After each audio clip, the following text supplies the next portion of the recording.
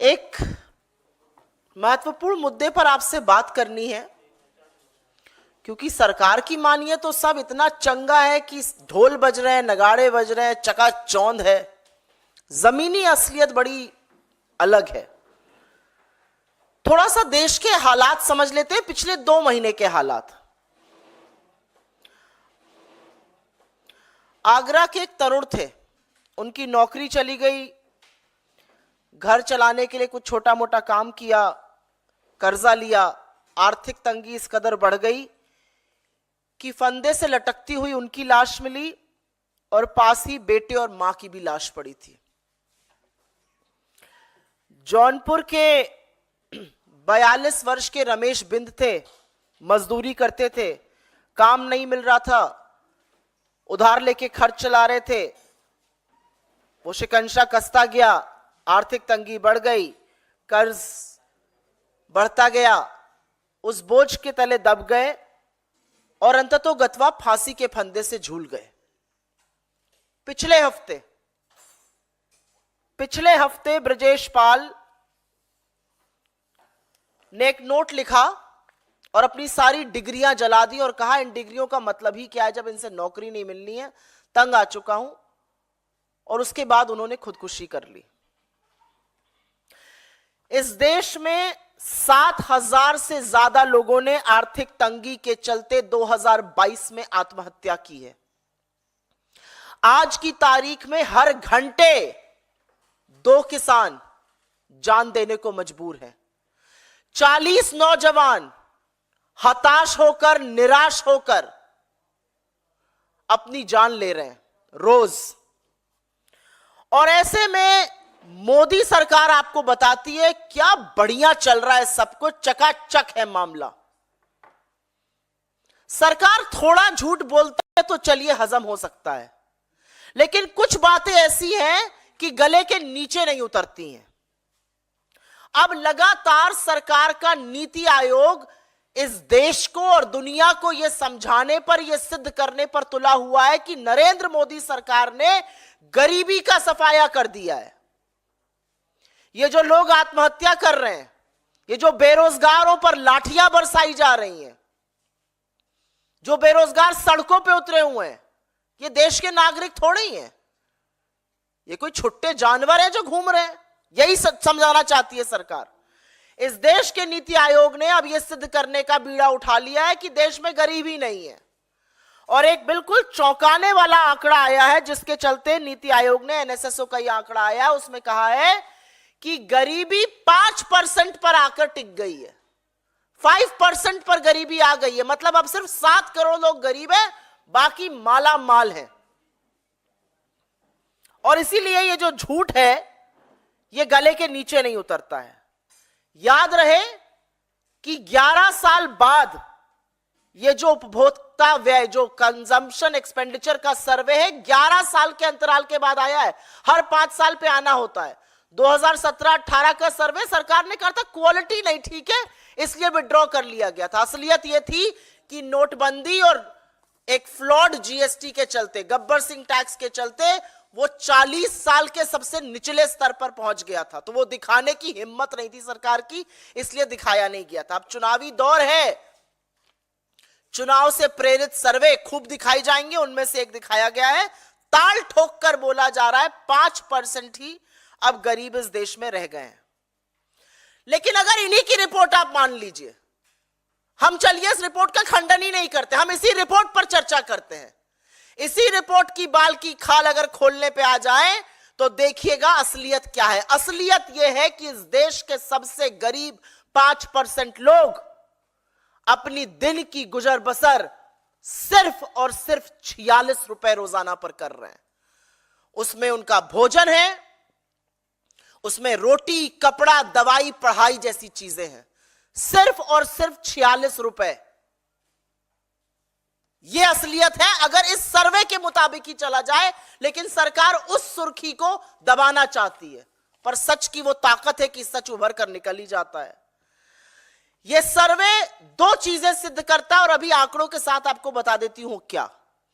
यह सर्वे शहर और देहात के बीच की जो बढ़ती हुई खाई है, एक जो शहरी हिंदुस्तान और जो ग्रामीण हिंदुस्तान है, उसके बीच की जो बढ़ती हुई खाई है उसको सिद्ध करता है। और यह सर्वे पूरी तरह से अमीरों और गरीबों के बीच में लगातार बढ़ते फासले को, जिसकी बात कांग्रेस पार्टी, जिसकी बात हमारे नेता राहुल गांधी, जिसकी बात हमारे अध्यक्ष श्री खड़गे जी लगातार करते हैं, अमीरों और गरीबों के बीच में बढ़ती हुई असमानता को, बढ़ते हुए फासले पर यह सर्वे, सरकार का यह सर्वे खुद मोहर लगाता है। अभी आपको 2 मिनट में समझा देती हूं कैसे। इस सर्वे के मुताबिक शहर में रहने वाले 5% सबसे अमीर लोग, शहर में रहने वाले 5% सबसे अमीर लोग शहरी में रहने वाले 5% सबसे गरीब लोगों से 10 गुना ज्यादा खर्च करते हैं, 10 गुना। और गांव में रहने वाले 5% सबसे अमीर लोग, गांव में ही रहने वाले 5% सबसे गरीब लोगों से 8 गुना ज्यादा खर्चा करते हैं। एक आंकड़ा आपके सामने रख देती हूं और यह आंकड़ा रखना जरूरी है। इस आंकड़े के मुताबिक ग्रामीण क्षेत्रों में 5% सबसे अमीर 350 रुपया खर्चा कर रहे हैं और उसी ग्रामीण क्षेत्र में सबसे गरीब 46 रुपए खर्चा कर रहा है। शहर में 700 रुपए सबसे अमीर खर्चा अगर कर रहा है तो शहर में सबसे गरीब औसतन 67 रुपए खर्चा कर रहा है। ये जो वी शेप्ड रिकवरी की बात सरकार करती थी, या तो इनको अंग्रेजी का अल्फाबेट वी का मतलब नहीं पता है या ये जानना नहीं चाहते, क्योंकि ये पूरी तरह से जो के शेप्ड रिकवरी होती है वो दिखा रहा है अमीर इस देश का लगातार अमीर होता जा रहा है और गरीब निरंतर गरीब होता जा रहा है। इस आंकड़े के बाद सरकार किस मुंह से कह सकती है कि 5% गरीब है? और साक्ष्य एक के बाद एक उसकी पुष्टि करते हैं। चलिए आपकी बात मान लेते हैं, 5% लोग ही गरीब रह गए। 140 करोड़ की जनता में 5% गरीब मतलब 7 करोड़ लोग। आपको 7 करोड़ लोग अगर गरीब हैं तो 81 करोड़ लोगों को मुफ्त राशन इसलिए देना पड़ रहा है कि अगर आप ना दीजिए तो वो भूखमरी से मर जाएंगे। यह असलियत है और यह असलियत सरकार जानती है। आज अगर 5% ही लोग गरीब हैं, अगर 7 करोड़ ही गरीब हैं, तो 35 करोड़ लोगों के पास आवागमन का कोई साधन क्यों नहीं है? न कार है, न गाड़ी है, न 2 पहिया वाहन है, न साइकिल है। 35 करोड़ लोगों के पास ऐसा कैसे है? और एक आंकड़ा आपकी जानकारी के लिए बता देती हूं, यूपीए के शासनकाल के दौरान 2 पहिया वाहन की जो सेल होती है, जो बिक्री होती है, उसकी वृद्धि की दर 9% थी। और 2 पहिया वाहन कौन खरीदता है? मध्यम वर्ग, निम्न मध्यम वर्ग, गांव देहात के लोग। 9% ग्रोथ रेट थी, वो 0.7% है इस सरकार की औसतन। 2 पहिया वाहन या साबुन, मंजन, तेल, इस तरह की जो एफएमसीजी की वस्तुएं होती है, उसमें जो बिक्री में गिरावट आई है रूरल एरियाज में, वो क्यों आई है? वो क्या सिद्ध करता है? वो ये सिद्ध करता है कि लोग खर्च नहीं कर पा रहे हैं। चलिए 7 करोड़ गरीब हैं, 45 करोड़ लोग ऐसे हैं जिनके पास टीवी नहीं है। क्यों नहीं है भाई टीवी? ये सरकार के आंकड़े, ये हमारा कोई आंकड़ा नहीं है। 7 करोड़ अगर गरीब है तो कैंसिल कर दीजिए सबके राशन कार्ड, लेकिन आप ऐसा करने की हैसियत और हिम्मत नहीं है, क्योंकि गरीबी इस देश में बढ़ी है, गुर्बत इस देश में बढ़ी है। लोग लाचार होकर आज आत्महत्या कर रहे हैं क्योंकि कमर तोड़ महंगाई, बेरोजगारी और आर्थिक असमानता ने जीवन दूभर कर दिया है। ये जिस गरीबी की हम बात कर रहे हैं उसकी पुष्टि सरकार का ही एक आंकड़ा करता है। हम सब बड़े हुए, हम सब लोग मिडिल क्लास के लोग हैं। घर पर यह सिखाया गया कि अगर 100 रुपए कमाओ तो 20-30 रुपए तो बचा ही लो। एक कहावत भी कही जाती है, उतने पांव पसारिए जितनी लंबी चादर है।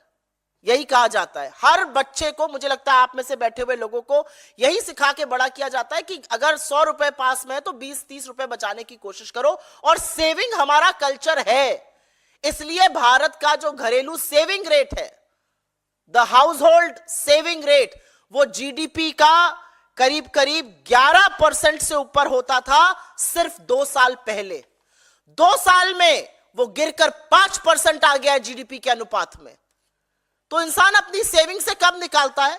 आपसे मैं पूछती हूं, आप अपनी बचत के खाते में से, अपनी सेविंग में से जो आप आगे के लिए, बच्चे की पढ़ाई के लिए, घर खरीदने के लिए, कहीं बाहर जाने के लिए, शादी ब्याह के लिए बचाते हैं, वो आप कब छूते हैं? अपनी जमा पूंजी को एक एवरेज मिडिल क्लास इंसान तभी छूता है जब जीना दूभर हो जाता है। और सेविंग्स रेट का आधे से भी कम हो जाना इस बात की पुष्टि करता है कि लोग जूझ रहे हैं महंगाई से, लोग जूझ रहे हैं आर्थिक असमानता से, लोग जूझ रहे हैं गरीबी से।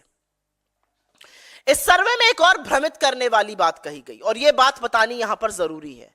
यहां पे कहा गया कि 2.5 गुना खर्चे में वृद्धि हुई है, तो वो लोगों की बहुत अच्छी स्थिति दिखाने के लिए कहा गया है। लेकिन असलियत यह है कि सर्वे की एक तो प्रणाली बदल दी गई 2022-23 में, यह प्रणाली बदल दी गई। 10 साल पहले जो प्रणाली थी उसको यूज ही नहीं किया गया, नॉन फूड आइटम को बढ़ा दिया गया। फिर कहा गया कि इसी सर्वे में एक और भ्रमित करने वाली बात कही गई है और उसके बारे में अभी हम आगे बात करते हैं, लेकिन इसका खंडन कर दे। 2.5 गुना क्यों बढ़ा? यही सर्वे आगे कहता है इन्फ्लेशन के नाते लोगों को ज्यादा खर्च करना पड़ रहा है, लोगों की आय नहीं बढ़ रही है।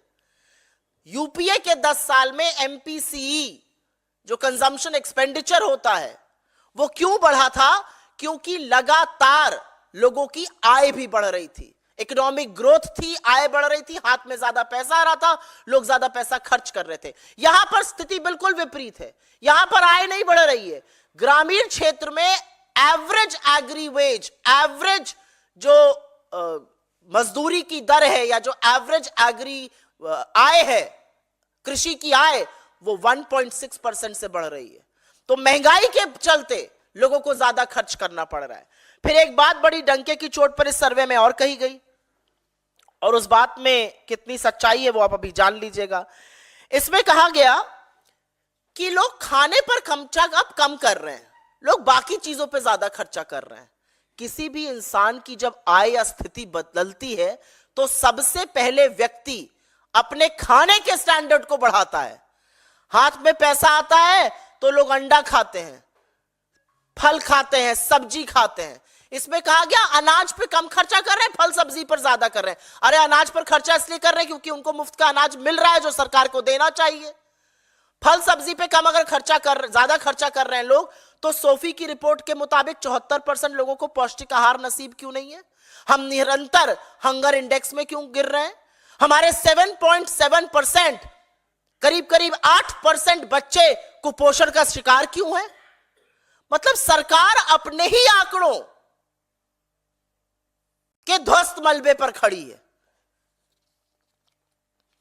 एनएसएसओ द्वारा और भी भ्रामक चीजें उजागर की गई हैं, लेकिन एक बात सच है कि अब चुनाव समीप आ गया है और चुनाव के समीप आने पर इस तरह के सर्वे आएंगे। लेकिन इस सर्वे की सच्चाई और चीख चीख कर जो सच्चाई है वो ये बोल रही है कि 46 रुपए में 5% इस देश की आबादी गांवों में अपनी गुजर बसर करने को मजबूर है और शहरों में 67 रुपए में।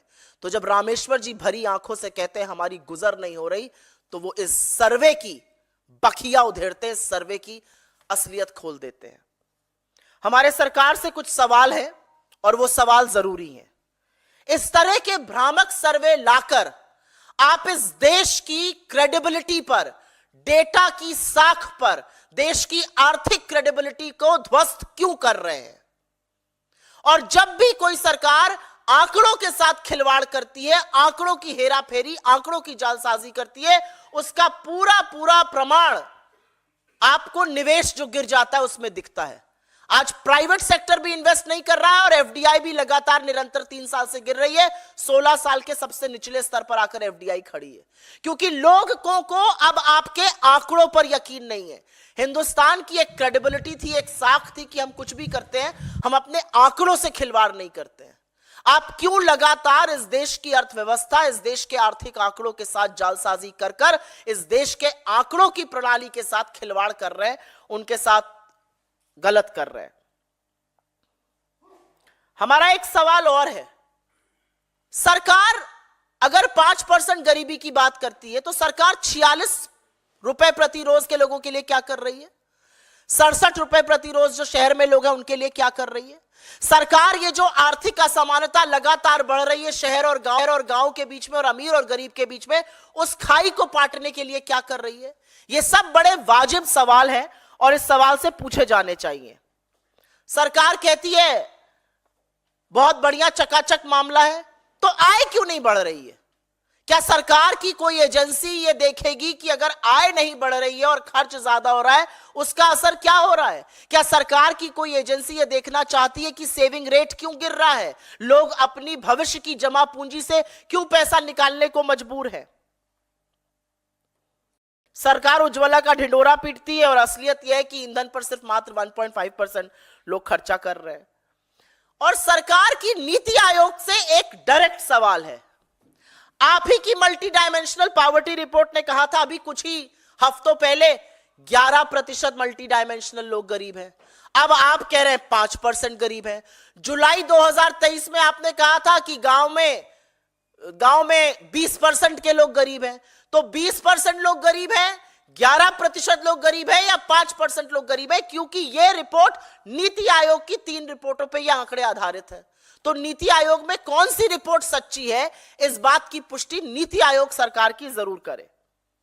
और असलियत यह है, अगर विश्लेषकों की माने, तो यह सब इसलिए किया जा रहा है क्योंकि जो महंगाई की लगातार बढ़ती हुई दर है, सीपीआई जो कंज्यूमर प्राइस इंडेक्स है, जो रिटेल इन्फ्लेशन जिसको कहते हैं, जो लगातार 6% से या तो बाहर है या 6% के करीब है, जो 4% होना चाहिए था उसकी सीमा रेखा से लगातार बाहर है, उसमें फेरबदल करने की कोशिशें की जा रही हैं कि किसी तरह से उसको भी जालसाजी करके नीचे लाया जा सके और फिर टीवी पर बददिमाग प्रवक्ता और मुंह बोले मंत्री पीठ ठोक ठोक कर कहे हम तो महंगाई की दर को नीचे ले आए।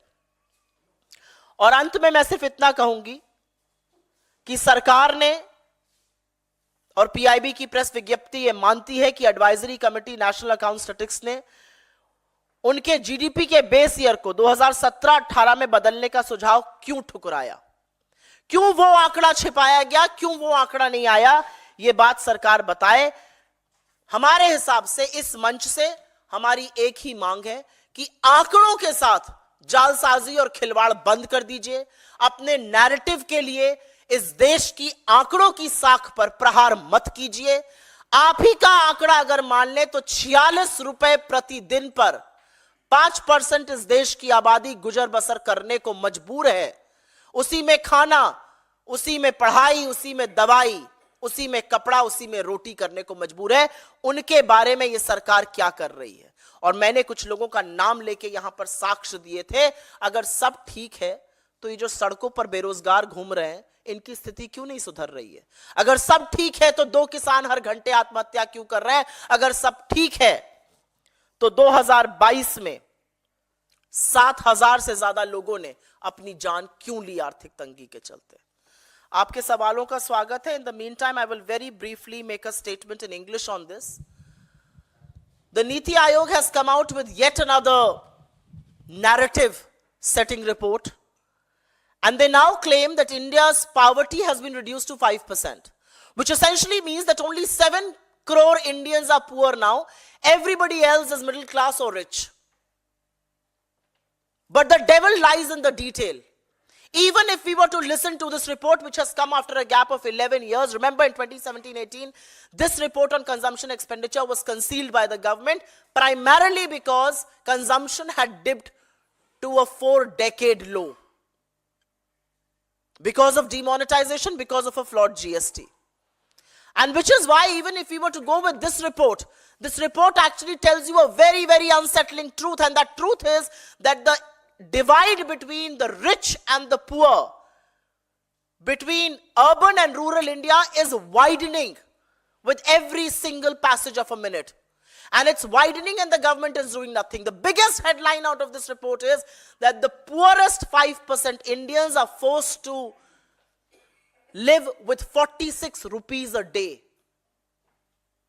And that they have to spend on food, on clothing, on transport, on medicine, and on education of their children.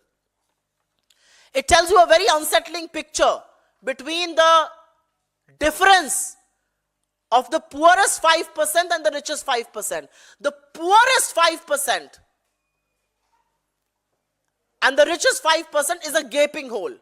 The richest 5% in rural areas are spending 8 times more than what the poorest 5% are spending. And in urban areas, the richest 5% are spending 10 times more than what the poorest 5% are spending. How do you explain this? And how do you explain this income inequality against which the Congress party has consistently raised its voice? It's a ticking time bomb. We've been saying this consistently. And data proves your claims bogus. If 7 crore Indians are poor, why are you forced to give free ration to 81 crore Indians? Because if you don't do that, then these people will be pushed to the verge of extreme poverty and extreme malnutrition. If your data is right, why is the savings rate in India falling? From over 11% in 2 years to the GDP to 5% right now. Who draws from their savings? People who cannot afford to live in their present incomes.